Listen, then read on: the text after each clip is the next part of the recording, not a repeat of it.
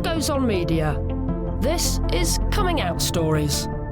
It's a podcast about one of the most important conversations of your life. I'm Emma Goswell. Right, let's hear from Charli now. Charli identifies as being pansexual, and she's in a polyamorous relationship. Probably I was around about 15 or so. So I'd started seeing a guy who I ended up getting engaged to at 16, because that's a very clever thing to do.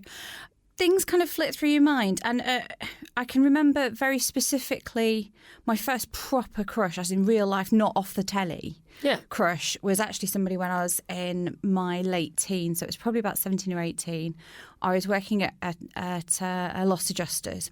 Because it was a loss adjusters, they dealt with people who had maybe had accidents and injured themselves. They had a nurse who would go out and actually assess them as part of their insurance claim. She was a Geordie nurse, so I now have a thing for Geordies. Still to this day. She was just tall, dark, lovely, gorgeous woman, really warm, open. And that was the first time I'd physically had a crush on a real person, you know. Did it confuse you at the time, or did it surprise you? By that point, I'd already sort of figured out that I was maybe, you know, it had already been swirling around a bit, you know, crushes on people off the telly, that sort of thing. But it became very real, very much more kind of like, okay, this is actually a thing, this is happening. It's not just me thinking about it or quite fancying, you know, somebody off the telly and just thinking, oh, she's a bit nice. It wasn't just that. It was now sort of like, hello, person. This is the same sort of stuff that I would feel about a bloke. This is... And you still knew that you were attracted to men as well? Yes. So I was still in that same relationship at that time. I started having questions and just kind of discussing it with him. Oh. In a sort of, how would you feel about it? I think I would quite like it sort of discussion. Just because I talk about anything to anybody, I mean, you know. And we'd have kind of these talks and he'd get quite turned on by the idea. That would lead to a bit of fun and that was it. And that was kind of all that would happen with it. So was he the first person you essentially came out to then, really? Effectively, yeah. I'm not even sure if he realises that. So, but I haven't spoken to him in a long time. But so, was it a big moment, though? Was it like, oh, darling, I've got something to tell you? No, I think it's more because I used him as a sounding board. Yeah. So he was kind of bouncing the ideas off and just being able to talk about it. The first person I came out to properly was my mum. And how did that go? She was just like, yeah, we know. I'm like, okay, right. If I had a penny for every mother that seems to have said that, how do they always know? I don't know. So my auntie used to live with us for a period of time. She was training to be a nurse. And so her and my mum were really close. She then had spoken to my auntie Helen and then turned around and said, yeah, Helen said she knew as well. I was like, right, okay. So it was just me completely oblivious. Everybody else... Everyone else knew? Yeah. So I wish they told me. I've also spoken to some people that have been told. You know, my mum sat me down and said, you are gay. Yeah. So was there anyone else in the family that you had to come out to then? My mum told my dad, which saved that, but he was fine. We're not the best of friends, but we understand each other a lot more than we used to. Kind of told my sisters and my brother and they were like, yeah, whatever.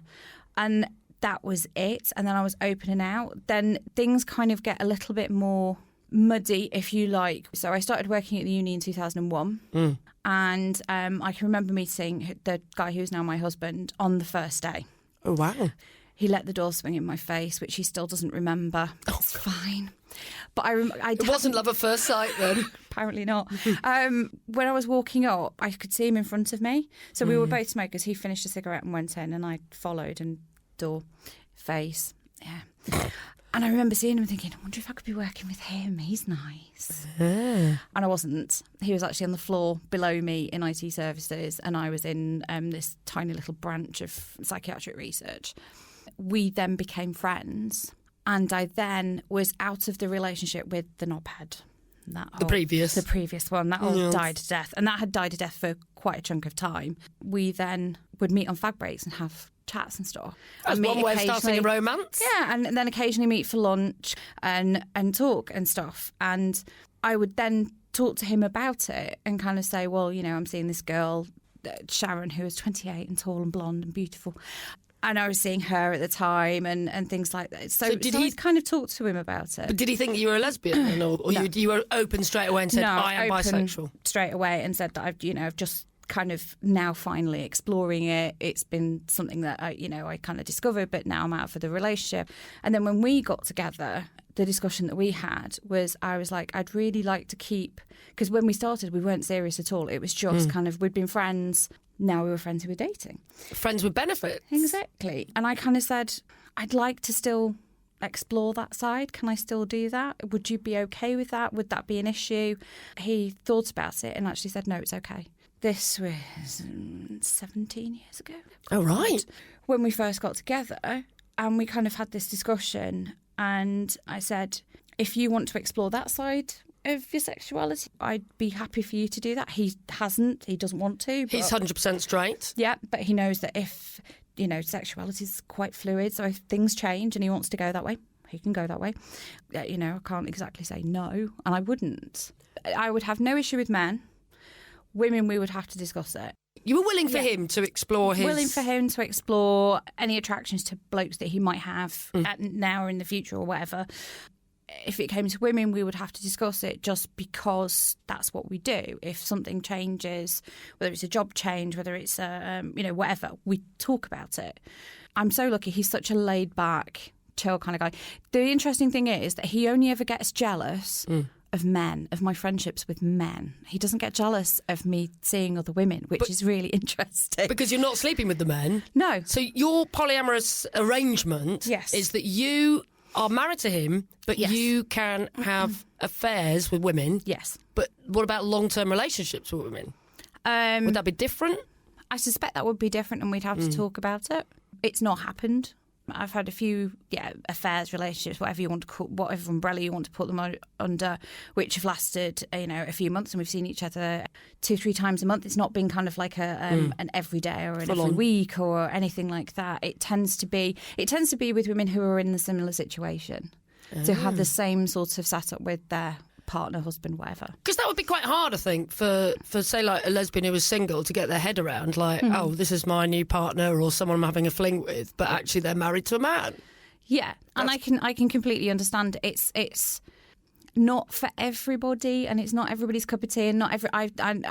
We're open about it actually with our friends and family, so they all know that this is the situation. So that I'm open about anything. You can almost ask me anything. This is why if I ever didn't ask me anything on social media, nobody would have anything to ask, because I just tell people. It's already all out there. I already talk about it. But we're open about it, and I know that some of his mates don't like it and disagree with it. And they've told you that? Yeah. Yeah, we've actually literally had the discussion in the pub. So you've had to come out as being polyamorous as well then, really? Effectively, yeah. Yeah, which was harder, coming out as polyamorous or bisexual? Probably bisexual, because I was owning that and being very open about that. The polyamorous thing is just a case of, especially because on social media I'm accessible. You can get me on Facebook. You can bump into me at a launch do or something, whatever. I'm so kind of accessible through the whole blogging stuff that if someone were to see me with a woman and then in some sort of steamy clinch or something, it could quite easily go back to the other half, and then that puts him in an awkward position where he has to go, yeah, it's all right, don't get offended for me. Yeah. So I would much rather be open and save that awkward situation arising and us having to go, yeah, it's just what we do. But as you said, you've come out, but you've had a bit of flack for it. Oh, yeah. You feel like you've had to defend what is essentially a choice between you and your husband, isn't it? Yeah, it is. And my mum always said to me that you can't judge anybody else's relationship because everybody's different. Everybody will have different nuances to their relationship. We're not in the BDSM community. We are into BDSM, but we're not in the scene or anything like that. So you don't go to fetish clubs? No. Primarily because I'd spend so much time faffing about what I'm going to wear. It's just not worth it. It'd be so much effort. I don't have the time. Fair enough. But we have our kinks, and we are quite happy with our kinks. And you come across so many different people with so many different levels of kink. It's not just my choices. I'll defend almost anybody's choices, because if it's not hurting anybody without permission, then and it's not actually genuinely harming somebody, then just run with it. If it floats your boat, and if your partner's happy with it, exactly. But you're not happy for your partner to have extramarital flings with women? I think it would have to be discussed. And it's not that I would be unhappy about it or that I would not be open to discussing it and potentially be open to the idea of it. But I think it's something that we would have to discuss. I don't think it's in his nature. I don't think it's how he is and who he is. But this is now 10 years down the line. It might be a completely different thing. Does he want to know anything about what's happened? Is he like, I'm completely open about it. Don't ask, don't tell? I'm completely open about it, so long as that's okay with the woman that I'm seeing. If she's like, I don't really want to talk about what we do in the bedroom sort of thing, then I won't say anything. But I would much rather be open and honest about all of it. Gosh. Wow. So if you had any advice to people that were sort of going through the process of coming out as being bisexual or even coming out as being polyamorous, it's a different thing, I guess, but would you have any advice for them? It's an interesting one. Coming out of the closet is not always an option for everybody. And I completely understand that if you're concerned about your health, if you're concerned about your well-being, if you're actually genuinely concerned about the impact it will have on your family, then that's fine. I actually have a cousin who is gay. Totally, utterly. We all know it. The entire family know that he's gay. It's just never discussed. He never talks about it. We never talk about it. Not a word. And if that's what you prefer, if that's how you want to live, that's totally up to you. And you respect that decision of his and his family? Utterly. But I think there's so much more to see and do, and I would prefer that everybody would just be able to be who they are and what they are and enjoy it, really. It'd be a nice world, wouldn't it, if we could all do that? If we could just accept everybody is different and everybody has kinks and everybody is a bit odd, then we're fine. It's the whole putting people in boxes and having them have to fit somebody else's idea of an ideal. I don't like. That's what I don't like. I feel like you're very open. Like you've had to come to terms with a lot of different stuff that you're into, but you're just happy to put it out there, aren't you? Really? Pretty much. And I'll always get stick for it. I think it's the same thing as being a fat person. You get stick for being fat, and you'll always get stick for being fat. I am one of the quote unquote good fatties because I exercise a lot, I train a lot. I'm actually probably fitter than a lot of in general people that I know. But still have to deal with it. Shall I just say you are in your gym gear as I'm speaking to you and you're rushing to the gym? I am. I'm going to go and pick some very heavy stuff up and put it back down again. Yeah. But yeah. But why do you equate the two then? Because there is people's ideas of what you are because of the label. So if you say a lesbian, people will automatically almost picture in their head butch versus femme. They'll almost automatically have you wearing a pair of Doc Martens or really glamoring it up, whereas the majority of the time people are just people and they'll wear whatever they want and it'll be different at one time of day to the other and one week to another and one time of the year to another. And it's the same sort of thing with people who are fat. People who are fat for a myriad of reasons. Sometimes it's actually genuinely health. They're on steroids. It makes you put on weight. There's nothing you can do. Sometimes you are just fat.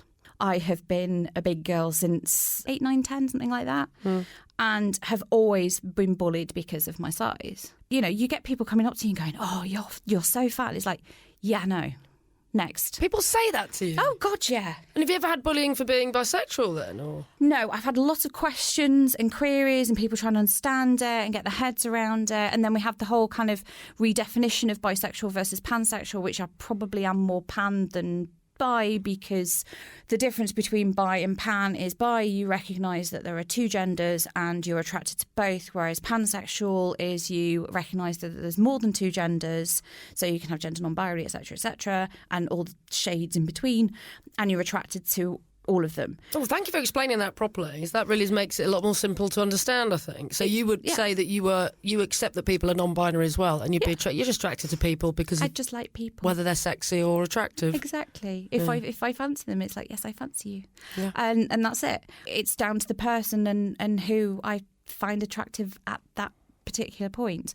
But it's so much easier to say bisexual, and it's so much easier for people to understand. As soon as you start getting saying pansexual, then some people seem to think that you're off in some weird sex cult, and it's just not the case. Pots and pans, yeah, and it's just not the case. And then you have to explain it, and then you kind of get the TERF element coming in, who don't believe in there being other genders and trans and all the rest of it. And can we just accept that people are people and there are lots of shades of people and lots of shades of gender and it doesn't matter.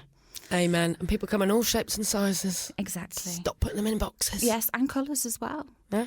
And religions and everything. The thing with the size thing is somebody described it as I could have the same diet as you and I would still be fatter than you. We could eat the same stuff. We could exercise the same way, all the rest of it. We would still look different. We would still be different. For me, that's an analogy of everything. You can try and restrict people to certain things and it's just not going to happen. And it's kind of what makes the human race beautiful, that we are all different, actually. Yeah, there is beauty in diversity. I love that. It's such a nice thing to say. Cheers, Charlie, and especially thank you for giving us that perfect definition of what it means to be pansexual. Please do subscribe wherever you get your podcasts from. We'd also love to hear from you on Twitter. You can find us there at Come Out Stories. I'm Emma Goswell, and Coming Out Stories is a What Goes On media production. Next time round, you're going to hear from Bill. Bill grew up in a children's home in Southport and came out to the captain in his boys' brigade and a priest in the 1970s. What Reverend Selgren said was that this was quite normal for a boy of my age, that we go through these changes and that not to define myself as a homosexual at that point in life. But if I am, then I am, and there's nothing to be ashamed of. And that was way back then, and that was amazing.